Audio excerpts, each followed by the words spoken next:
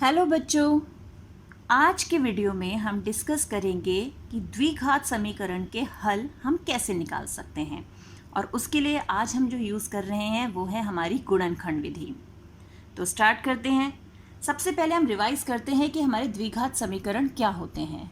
तो हमें याद है मानक रूप, द्विघात समीकरण का मानक रूप क्या होता है, वो है ax² जमा bx जमा c बराबर 0। यही है हमारा मानक रूप। और हमने एक चीज़ और सीखी थी कि जहाँ a, b और c जो हैं वो हमारी वास्तविक संख्याएं होती हैं। कौन सी संख्याएं होती हैं? वास्तविक संख्याएं।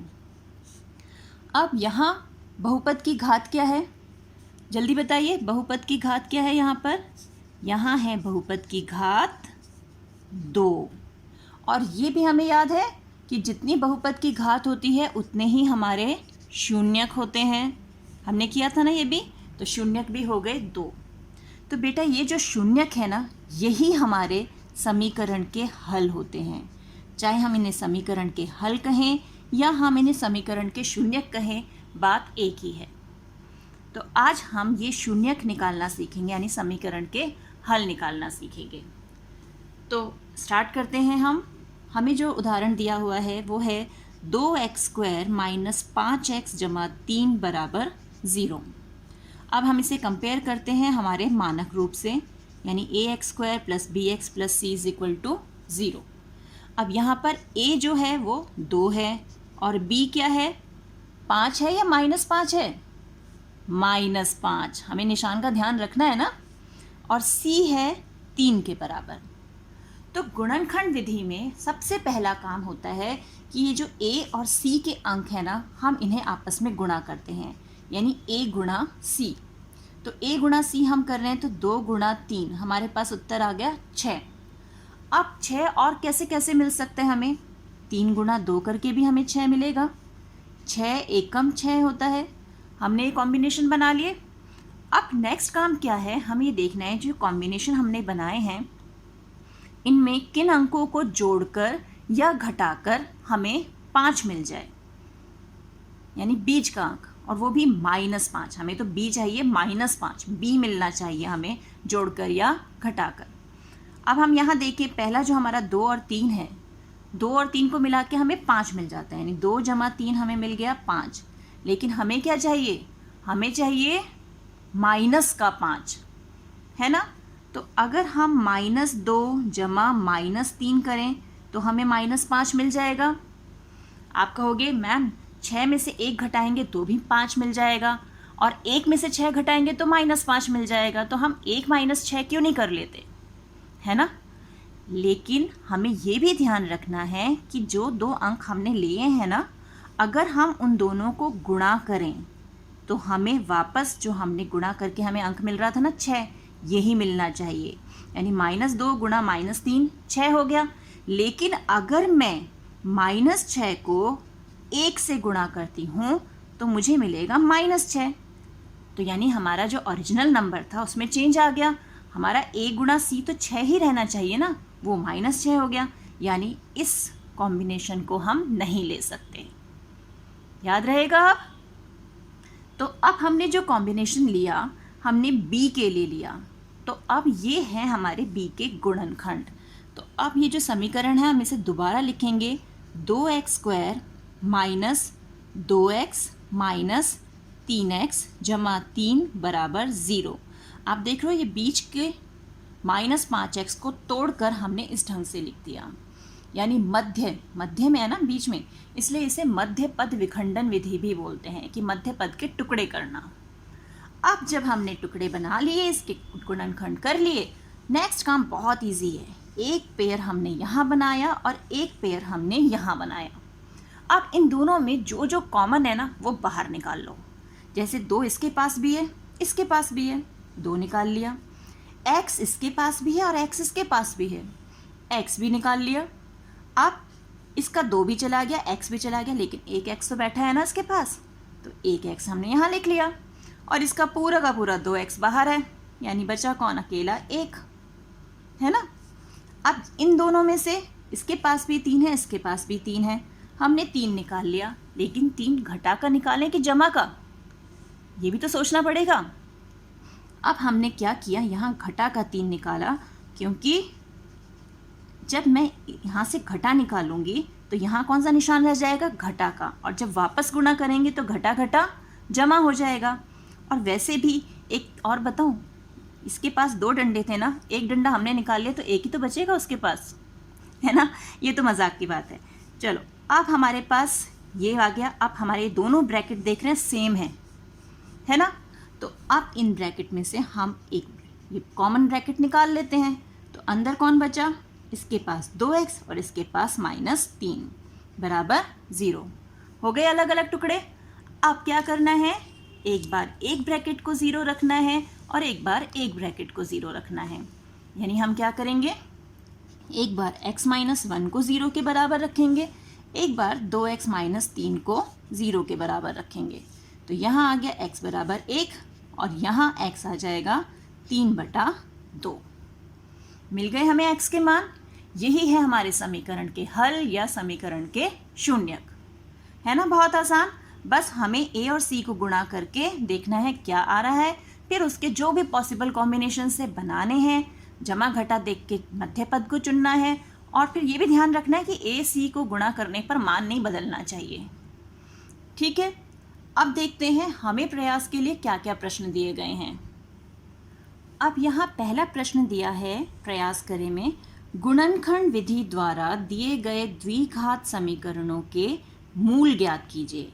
अब मूल ज्ञात करना या शून्यक ज्ञात करना या समीकरण के हल ज्ञात करना, बेटा ये सारी बातें एक ही हैं, यानी हमें समीकरण को हल करना है। तो यहाँ आपको जो पहला पार्ट दिया हुआ है, ए पार्ट, वो है 100x² - 20x जमा 1 बराबर 0, ये दिया हुआ है। अब हमें क्या करना है, सबसे पहले ABC देखने हैं इसके। तो A यहाँ पर है हमारे पास 100, B क्या है जल्दी बताइए, B देख कर बताइए, -20, और C है 1। सबसे पहला काम क्या करना है, हमें A को C से गुणा करना है, यानी 100 × 1 बराबर 100, ये हो गया। अब 100 के कॉम्बिनेशन बनाओ। पहला कॉम्बिनेशन तो यही है, 10 धाम 100, 100 एकम 100, 25 चौके 100, ऐसे बनते हैं ना कॉम्बिनेशन हमारे। तो अब हमें देखना है कि किन संख्याओं को जोड़कर या घटाकर हमें 20 मिलेगा। तो 10 जमा 10, ये तो सीधे दिख रहा है 20 होता है, लेकिन हमें 20 किसका चाहिए, माइनस का। तो क्या करेंगे, -10 इन दोनों को जोड़ दें तो माइनस का 20 मिल जाएगा, और अगर -10 और -10 को गुणा करेंगे तो हमें जमा का 100 मिल जाएगा, यानी ये कॉम्बिनेशन बन गया। तो हम अपनी समीकरण को दोबारा से लिखेंगे, -10x - 10x, यानी बीच के पद को हमने तोड़ दिया। अब नेक्स्ट काम आपको पता है, इन दोनों में से कॉमन निकालना है, इन दोनों में से कॉमन निकालना है, और फिर सॉल्व करना है। तो कर लेंगे इसे आगे आप, है ना। अब तो बहुत आसान है, कॉमन ढूंढना है बस हमें। अब देखते हैं हमारा नेक्स्ट क्वेश्चन क्या है। नेक्स्ट क्वेश्चन में हमें क्या दिया हुआ है, 6x², यही दिया हुआ है ना। तो हमें नेक्स्ट क्वेश्चन दिया है 6x² - x - 2 बराबर 0।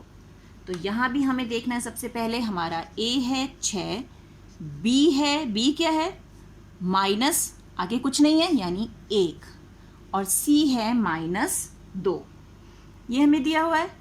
वही सबसे पहले हम करेंगे a × c, यानी 6 × -2, क्या मिल गया हमें, -12।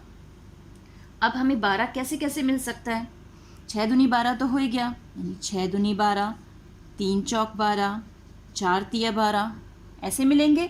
और हमें बीच में क्या चाहिए, -1। 6 में से 2 घटाएंगे तो 4 मिलेगा, -1 नहीं मिला।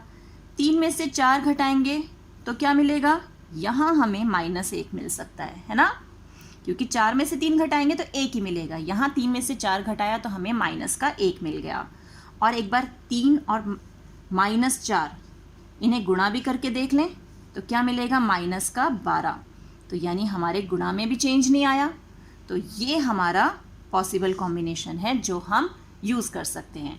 तो ये बन गया 6x² जमा 3x - 4x - 2 बराबर 0। देख रहे हो, 3x - 4x, क्योंकि हमें बीच में माइनस का x चाहिए। अब एक जोड़ा ये बना, एक जोड़ा ये बना, और इसमें से अब हमें क्या करना है, कॉमन निकालना है। अब यहाँ पे तो माइनस माइनस दोनों ही हैं, माइनस कॉमन निकाल लेंगे तो क्या बचेगा यहाँ पे, प्लस का साइन। देख रहे हैं कितने इजी हैं, बस ये तो गेम है, कॉम्बिनेशन बनाओ और ढूंढो कि हम उसमें से क्या कर सकते हैं। अब नेक्स्ट क्या है हमारे पास, c 2x² जमा x माइनस 300 बराबर 0। अब ये आप अपने आप करेंगे, आपको कॉम्बिनेशन बनाना मैंने सिखा दिया है तो इसे आप अपने आप करेंगे। अब देखते हैं हमारा अगला क्वेश्चन क्या है। अगला क्वेश्चन है, ऐसी दो संख्याएं ज्ञात कीजिए जिनका योग 27 है और संख्याओं का गुणनफल 182 है। यानी ये है हमारा शाब्दिक प्रश्न। तो इस शाब्दिक प्रश्न को हल करते हैं। तो यहाँ हमें ऐसी दो संख्याएं ढूंढनी हैं जिनका योग 27 हो और गुणनफल 182। तो दो संख्याएं ढूंढनी है तो हम मान लेते हैं, माना पहली संख्या, क्योंकि दो संख्याएं हैं तो एक संख्या पहली हमने ले ली, पहली संख्या हमारी x ले ली, और उसी तरह दूसरी संख्या जो है वो हमने ले लिया y। ठीक है, अब उनका योग यानी x जमा y, दोनों संख्याओं को जोड़ते हैं तो हमें क्या मिलता है, 27। और उनका गुणनफल कब मिलेगा, जब हम उन संख्याओं को गुणा करेंगे। तो x गुणा y जो है वो हमें दे रखा है 182। तो अब हम यहाँ से ध्यान से देखें तो हमने प्रतिस्थापन विधि तो सीख ली है। तो यहाँ से यानी जो हमारी समीकरण 1 है, उस समीकरण 1 से हम y का मान निकाल सकते हैं। y बराबर हो गया 27 माइनस x, और वो मान हम अपने समीकरण 2 में रख देते हैं। अब समीकरण 2 है xy, यानी x गुणा y की जगह हमने लिख दिया 27 माइनस x बराबर 182। तो ये अब इससे गुणा करते हैं, यहाँ आ गया 27x माइनस एक्स स्क्वायर बराबर 182। अब मानक रूप में लाने के लिए हमें यहाँ पर 0 करना है, यानी सारे अंक लेफ्ट हैंड साइड पर आ जाएंगे। तो ये हुआ 27x minus x square minus 182 बराबर 0। अब ये क्या अपने मानक रूप में है? नहीं, मानक रूप में भी तो बदलना सीखा था ना हमने। पहले एक्स स्क्वायर की टर्म आएगी तो वो तो माइनस के साइन के साथ है तो उसी के साथ आएगी, प्लस 27x माइनस 182 बराबर 0। तो अब हमें ये समीकरण मिल गई। अब जब समीकरण मिल गई है तो इसका हल निकालने का तरीका हम सीख चुके हैं, गुणनखंड विधि। तो अब इसके आगे आप गुणनखंड विधि का प्रयोग करके x का मान निकालेंगे। हमें जब x मिल जाएगा तो हम यहाँ इस समीकरण में y बराबर 27 माइनस एक्स करके यानी दूसरी संख्या भी निकाल सकते हैं। तो अब आप इसके आगे हल कीजिए, इस वर्कशीट को एंजॉय कीजिए। मिलते हैं एक और वीडियो में, तब तक keep practicing and enjoy maths.